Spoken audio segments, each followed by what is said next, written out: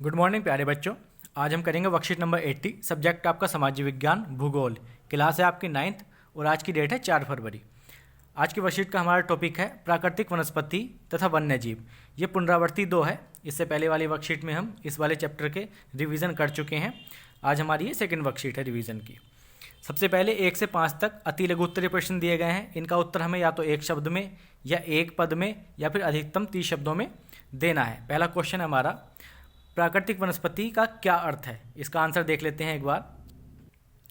इसका आंसर है वह वनस्पति जो मनुष्य की सहायता के बिना अपने आप पैदा होती है और लंबे समय तक उस पर मानवीय प्रभाव नहीं पड़ता, प्राकृतिक वनस्पति कहलाती है। नेक्स्ट क्वेश्चन है, रबड़ का संबंध किस प्रकार की वनस्पति से है।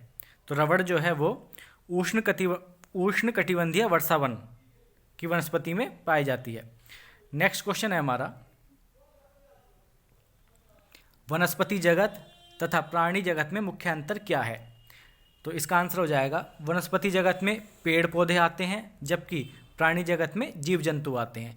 ये इसका मुख्य अंतर है। ऐसे तो बहुत सारे अंतर हो सकते हैं लेकिन आपका ये अति लघु उत्तरीय प्रश्न है तो इसका आंसर हमें आपको यही देना है।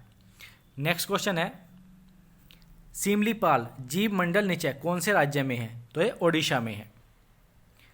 नेक्स्ट है हमारा, भारत के किस राज्य में वनों का प्रतिशत सर्वाधिक है। मिजोरम में है। लगभग 86% के लगभग वन है मिजोरम में। ठीक है। नेक्स्ट क्वेश्चन देखते हैं हमारा, यह है अनुच्छेद पर आधारित प्रश्न है। सबसे पहले हम अपने उस अनुच्छेद को पढ़ लेते हैं, फिर इन क्वेश्चन को भी करेंगे। यह हमारा अनुच्छेद दिया हुआ है। अनुच्छेद को ध्यानपूर्वक पढ़कर प्रश्नों का उत्तर दीजिए। जिन क्षेत्रों में 70 सेंटीमीटर से कम वर्षा होती है वहाँ प्राकृतिक वनस्पति में कटीले वन व झाड़ियाँ पाई जाती हैं। इसे मरुस्थलीय वनस्पति भी हम कहते हैं।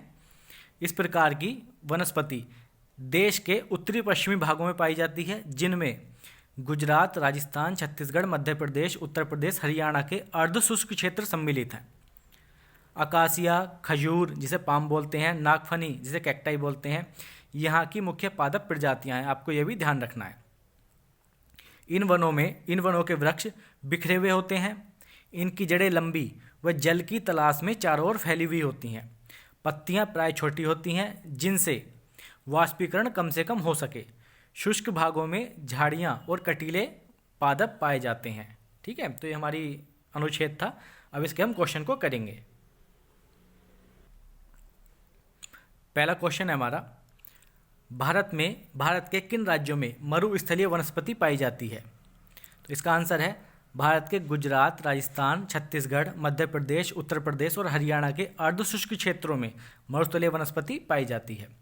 नेक्स्ट है, मरुस्थलीय वनस्पति कितनी वार्षिक वर्षा वाले क्षेत्रों में पाई जाती है। तो 70 सेंटीमीटर से कम वार्षिक वर्षा वाले क्षेत्रों में मरुस्थलीय वनस्पति पाई जाती है। नेक्स्ट क्वेश्चन है हमारा, मरुस्थलीय वनस्पति की क्या क्या विशेषताएं होती हैं। इसका आंसर है मरुस्थलीय वनस्पति की विशेषताएं। सबसे पहला, इनमें कटीले वन व झाड़ियाँ पाई जाती हैं। इनकी जड़ें लंबी व चारों ओर फैली हुई होती हैं। इनकी पत्तियां छोटी होती हैं। नेक्स्ट क्वेश्चन देखते हैं हमारा, मरुस्थलीय वनस्पति में कांटे अधिक होने का क्या कारण होता है। देखो, जहाँ वर्षा कम होती है वहाँ पर मरुस्थलीय वनस्पति पाई जाती है, तो इसीलिए वाष्पीकरण कम से कम हो, इसलिए मरुस्थलीय वनस्पति में कांटे अधिक होते हैं। नेक्स्ट क्वेश्चन है हमारा, अब हमारे देश में मुख्यतः किस किस प्रकार की प्राकृतिक वनस्पति पाई जाती है। इसका आंसर है हमारे देश में मुख्यतः निम्न प्रकार की प्राकृतिक वनस्पति पाई जाती है। एक तो है उष्णकटिबंधीय सदाबहार वन, उष्णकटिबंधीय पर्णपाती वन, उष्णकटिबंधीय कटीले वन व झाड़ियाँ, पर्वतीय वन और मैनग्रोव वन। बहुत इंपॉर्टेंट है, आपको ये ध्यान रखना है, सारे याद होने चाहिए आपको ये। ठीक है, ये जो है उष्णकटिबंधीय सदाबहार वन को जो है वर्षा वन भी बोलते हैं। नेक्स्ट क्वेश्चन है, हिमालय पर्वत के दक्षिणी ढलानों पर उत्तरी ढलानों की अपेक्षा ज़्यादा सघन वनस्पति क्यों है। तो इसका रीजन ये है, जो दक्षिणी ढलान है वहाँ पर जो सूर्य का ताप है वो अधिक मिलता है। ठीक है, जितना ज़्यादा अधिक सूर्य का ताप मिलता है वहाँ पर उतनी ज़्यादा अधिक वनस्पति पाई जाती है हिमालय पर्वत पर। तो इसका आंसर हो जाएगा अधिक सूर्य ताप मिलने के कारण हिमालय पर्वत के दक्षिणी ढलानों पर उत्तरी ढलानों की अपेक्षा ज़्यादा सघन वनस्पति पाई जाती है। अब नेक्स्ट क्वेश्चन है हमारा, वन मनुष्य के लिए आवश्यक क्यों है, क्यों आवश्यक है?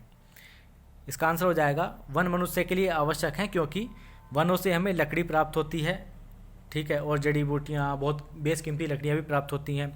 वन जो है वर्षा में सहायक होते हैं, मृदा के कटाव को रोकते हैं, जो मिट्टी होती है उसके कटाव को भी वन रोकते हैं। जहाँ वन होते हैं, पेड़ लगाते हैं, उनकी जड़ें जो होती है मिट्टी को जकड़ के रखती हैं, तो इसलिए मिट्टी का कटाव रुकता है। प्रदूषण को कम करने में सहायक होते हैं और बाढ़ नियंत्रण में भी सहायक होते हैं वन। तो इसका आंसर हमारा ये हो जाएगा। अब लास्ट क्वेश्चन है हमारा, पारिस्थितिकी तंत्र में असंतुलन के मुख्य कारण क्या क्या हैं? इसका आंसर हो जाएगा पारिस्थितिकी तंत्र में असंतुलन का सबसे मुख्य कारण मानवीय क्रियाकलाप है। इसका मतलब है जो मनुष्य है, जो उसके द्वारा किए हुए कार्य जो हैं वो ही हमारे जो पारिस्थितिकी तंत्र है उसको असंतुलित कर रहे हैं। जैसे कौन कौन से क्रियाकलाप हो गए? मनुष्य जो है वनों की आनाधुंध कटाई कर रहा है, प्राकृतिक जो संसाधन होते हैं उनका अत्यधिक दोहन कर रहा है, ठीक है, उनका अत्यधिक यूज कर रहा है उन्हें बहुत ज़्यादा, और औद्योगिकरण, अधिक से अधिक उद्योग लगाए जा रहे हैं, उससे भी हमारा जो संतुलन है वो बिगड़ रहा है। शहरीकरण की वजह से भी ये संतुलन बिगड़ रहा है, और उर्वरकों और रसायनों का अत्यधिक उपयोग करने से भी ये संतुलन बिगड़ रहा है, ठीक है। तो क्या हो जाएगा? इसका आंसर हमारा ये हो जाएगा। तो आज ये हमने अपनी क्लास 9th की वर्कशीट 80 की, आपको कैसी लगी आप कमेंट करके ज़रूर बताना। अगर अच्छी लगी तो वीडियो को लाइक कर देना और शेयर भी करना। Thank you, thanks a lot.